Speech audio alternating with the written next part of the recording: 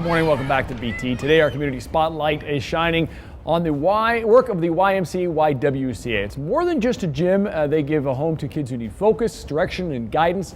And here with a look at how the North Y does just that is Ken Mason. He's the manager of the youth center there.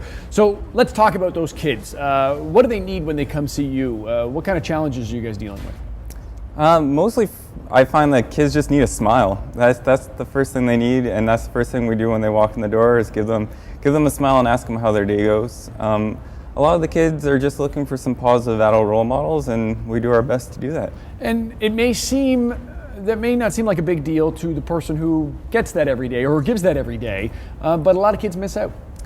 Yeah, just due to the social factors in the neighborhood we're located in, there's a lot of there's maybe a greater need for those positive role models, yeah. And we do our best to help fill some of that void. So how can we draw the line for people between learning to skateboard, or as we saw, learning to rock climb, and being a better member of the community?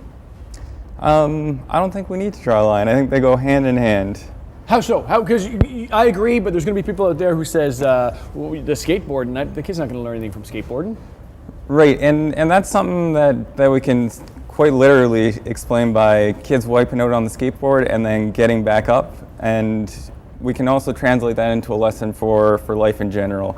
You fail your math test, well, you know what, get back up and we'll help you with your math, and on your next math test you're going to do much better. And it's for anybody who still doesn't believe it, it's a great example of taking on a challenge, doing something very difficult, and getting that personal satisfaction, that reward of, hey, I pulled off the rail slide. Exactly, and that's one thing that we notice is that the first thing kids do when they come in is they'll go over and watch the skateboard park, and then they'll wait till nobody else is on there, grab one of our boards, try it out themselves, and usually use it like a toboggan first. Yeah. And then they'll slowly but surely get up onto it, and then within weeks, they're doing amazing things that I certainly can't do myself. And part of it is that challenge, that they challenge themselves and they find out that, yeah, I could do it. Exactly, learning through play. There you go. Can I ask you what your Y story is? Why are you involved with the Y? Why do you love the Y? Once upon a time, I got into a little bit of trouble with the law. I got taken home by some police officers, and they suggested to my mom that I get a new group of friends,